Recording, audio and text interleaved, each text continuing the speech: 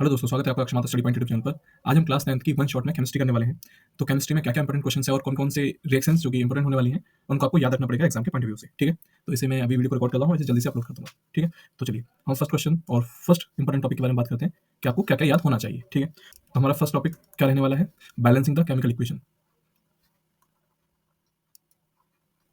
Balancing the chemical equation. Balancing the chemical equation. तो chemical equation को balance करना देख लेना एक बार, ठीक है? उसके बाद टाइप्स ऑफ रिएक्शंस।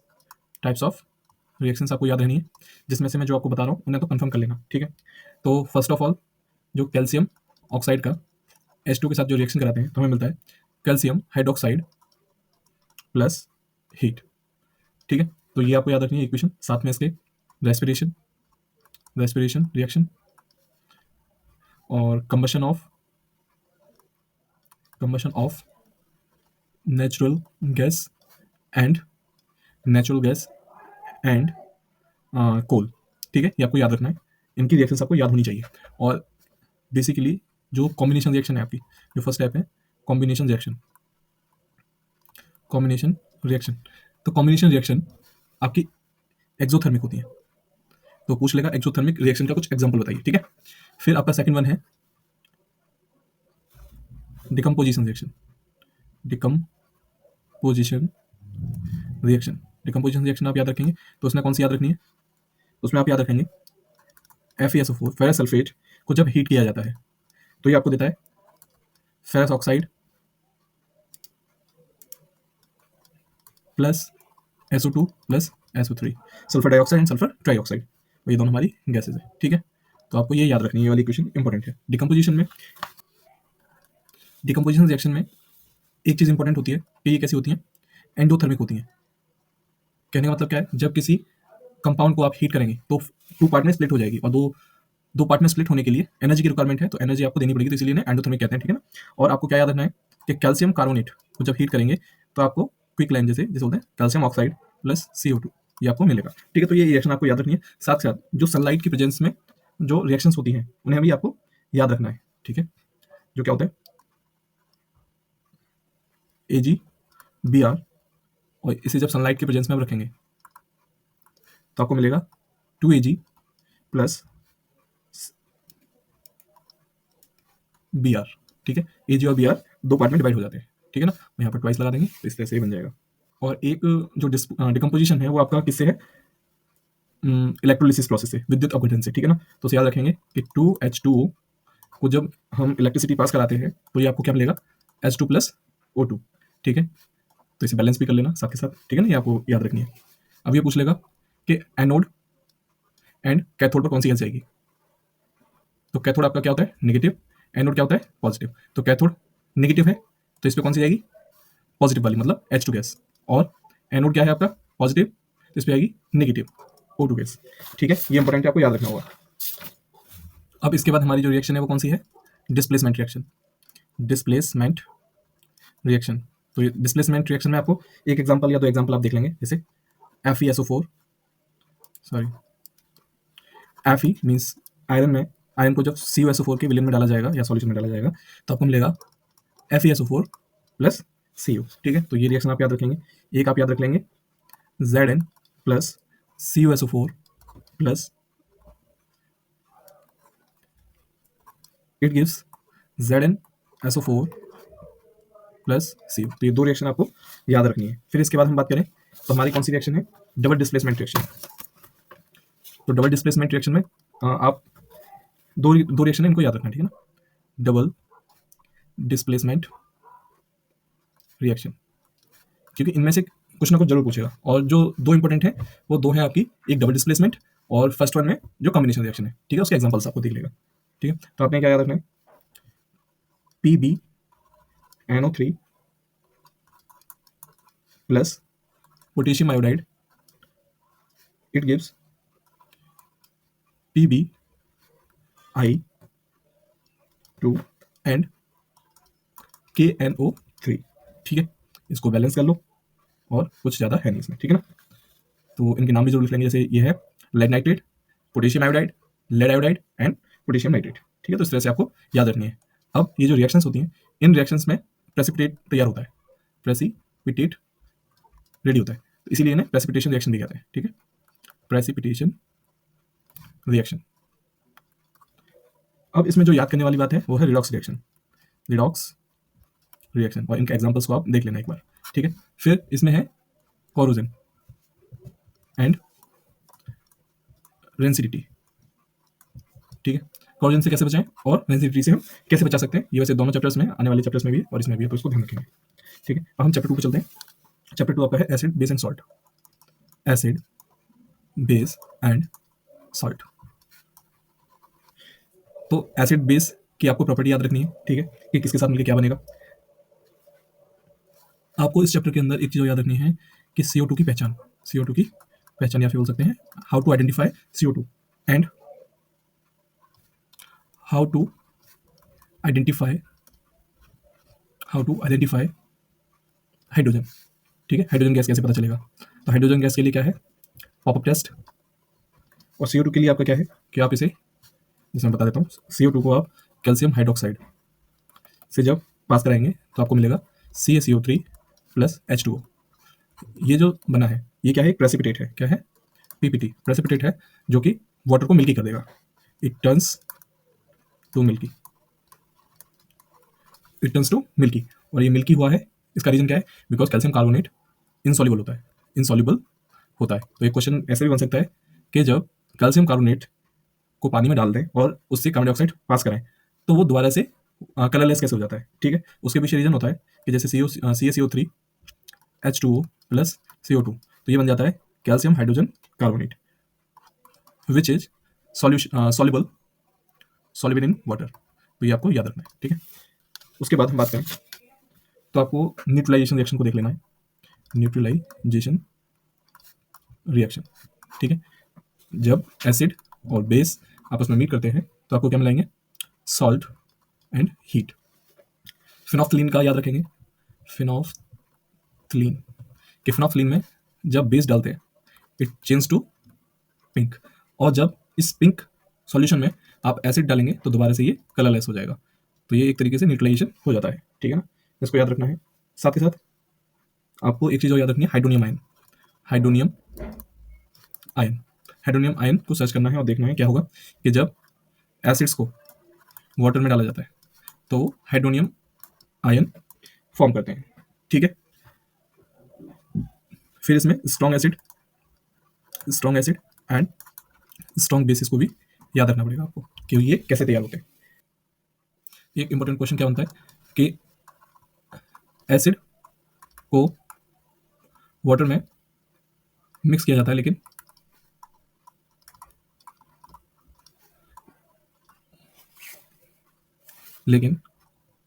वाटर को एसिड में नहीं डालते, क्यों। ठीक है, तो ये आपको याद रखना है क्यों नहीं होता ऐसा, ये याद करना पड़ेगा क्योंकि शॉर्ट वीडियो है तो सब कुछ नहीं बताया जा सकता। ठीक है, इसके बाद आपका पीएच स्केल और इसका डेली लाइफ में यूज।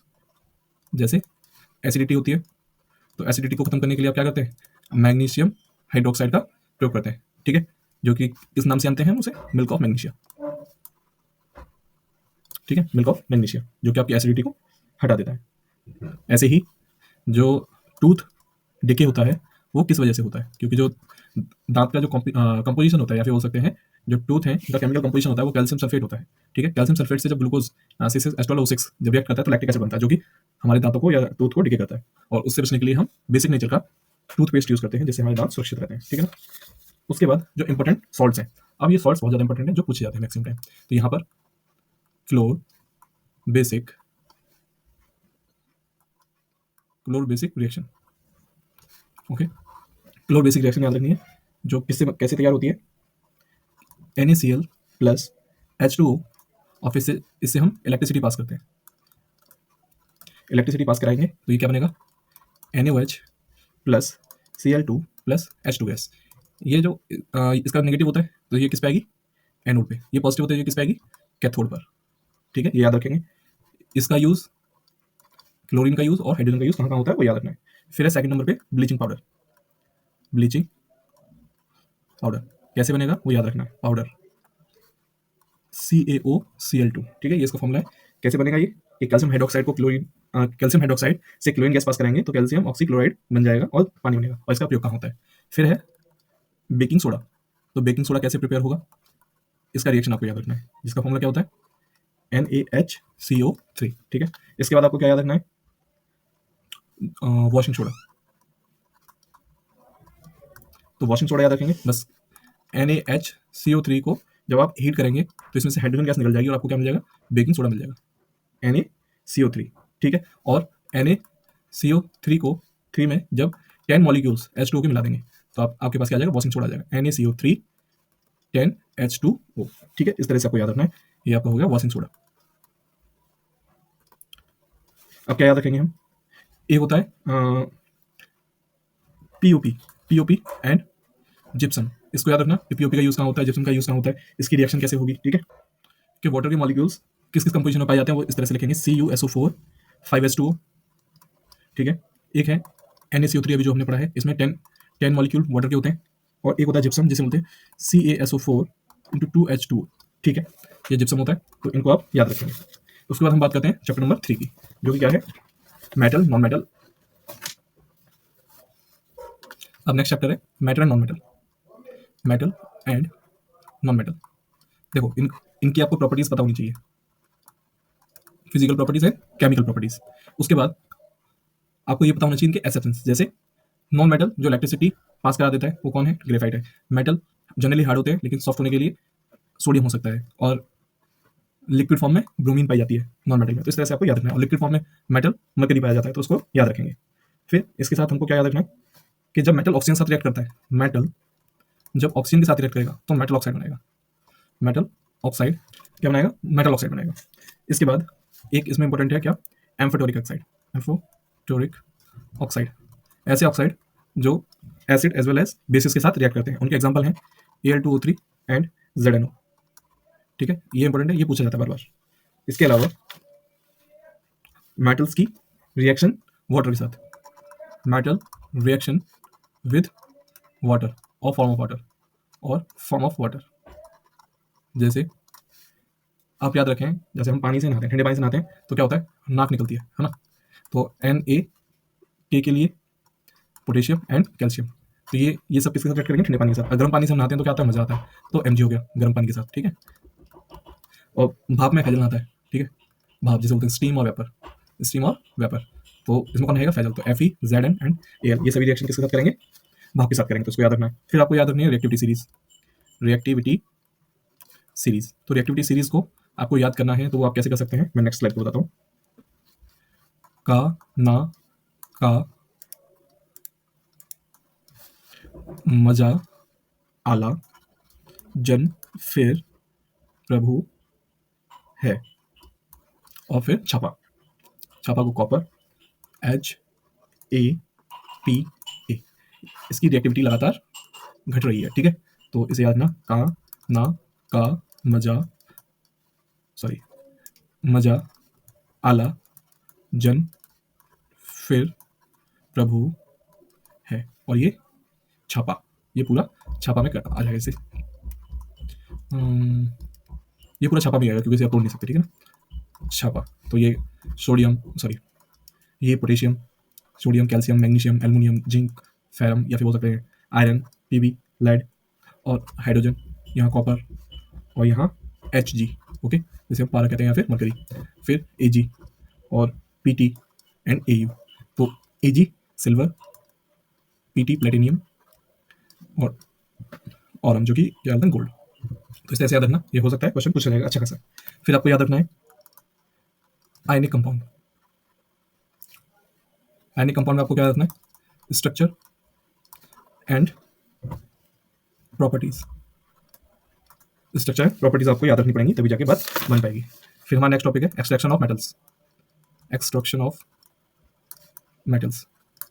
एक्सट्रैक्शन ऑफ मेटल्स में आपको कैल्सिनेशन एंड रोस्टिंग के बीच में डिफरेंस अच्छे से पता होना चाहिए, ठीक है। तो एक आध दो मेटल की जैसे मरकरी की और कॉपर की एक्सट्रैक्शन कैसे होती है वो आपको याद रखनी होगी, ठीक है। उनके रिएक्शंस को आप याद रखना। उसके बाद आप याद रखना thermite reaction. Thermite reaction thermal reaction याद रखेंगे। फिर एक चीज़ और आपको याद रखनी है जो कि कोरोजन प्रिवेंटिंग मेथड्स, और आपको क्या याद रखना है, मेटलॉइड्स जो टू मेटल के मिक्सचर से बनते हैं, जैसे स्टील किस किस से मिलकर बनेगी, आयरन एंड निकल से मिलकर बनेगी। ऐसे ही जो पीतल है, पीतल किससे मिलकर बनती है, कॉपर और जिंक से, जैसे हम ब्रास कहते हैं। ऐसे ही कांसा, जिसे ब्रॉन्ज कहेंगे, ब्रॉन्ज किससे मिलकर बनेगा, कॉपर और टिन से मिलकर बनेगा। एक सोल्डिंग वायर होता है, सोल्डिंग वायर किससे मिलकर बनेगा, पीबी एंड एसएन, लीड और टिन से मिलकर बनता है, ठीक है, जो विद्युत के या फिर बोल सकते हैं इलेक्ट्रिक वायर की वेल्डिंग के लिए इसका यूज होता है। एक याद रखेंगे, पहले भी पूछा गया है कि जो मरकरी है, मरकरी की ओर का नाम मरकरी ओर, तो ये सिनेबार होती है, इसको याद रखेंगे, सिनेबार।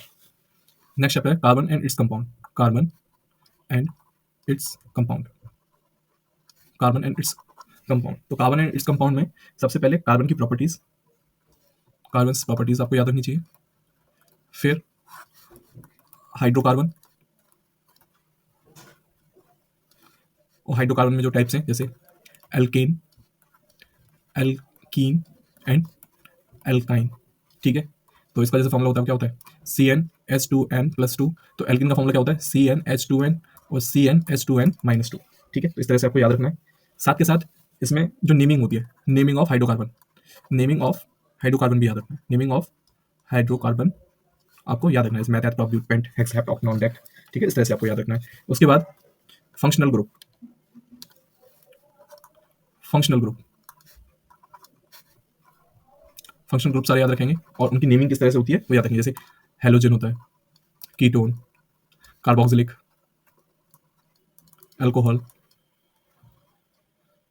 अल्कोहल एंड एल्डिहाइड, ठीक है।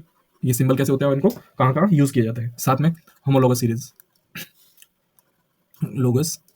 तो होमोलोगस सीरीज क्या होती है कि कार्बन के आइटम बढ़ते रहे लेकिन जो हमारा ग्रुप है वो बना रहे, जैसे हम अल्कोहल के लिए लें तो वहाँ क्या लगता है, OH लगता है, तो ये क्या होगा, CH3OH, C2H5OH, और ऐसे ही हम कंटिन्यू करते चले जाए, तो ये क्या है, होमोलोगस सीरीज है। तो आगे हम बात करें कि अब इससे बनने वाले जो फंक्शनल ग्रुप के साथ जो कंपाउंड बनते हैं उनकी क्या क्या प्रॉपर्टीज होती हैं और उन्हें हम कैसे देखेंगे। तो सबसे पहला आता है हमारा इथेनॉल।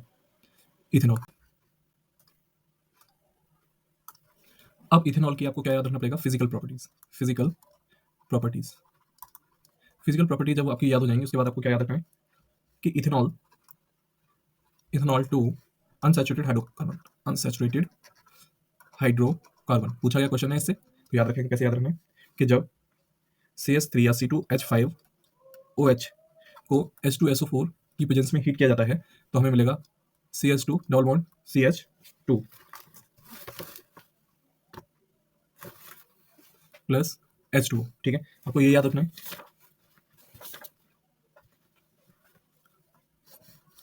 नेक्स्ट रिएक्शन आपको क्या याद रखनी है कि इथेनॉल की रिएक्शन, C2H5OH की रिएक्शन जब आप KMnO4 या फिर K2Cr2O7 के साथ कराते हैं तो आपको इथेनोइक एसिड मिलता है, ठीक है। उसके बाद अगर हम नेक्स्ट स्लाइड की बात करें तो नेक्स्ट में हम बात करेंगे कि इथेनॉल की नेक्स्ट रिएक्शन क्या है, C2H5OH की रिएक्शन जब Na के साथ कराएंगे तो ये देगा sodium ethoxide and hydrogen gas, तो इसका फॉर्मूला क्या बनेगा, C2H5ONa, ठीक है। तो इस तरह से आपको याद रखना है और प्लस इसमें हाइड्रोजन गैस निकलेगी। अब नेक्स्ट टॉपिक हमारा रहेगा इसमें इथेनोइक एसिड।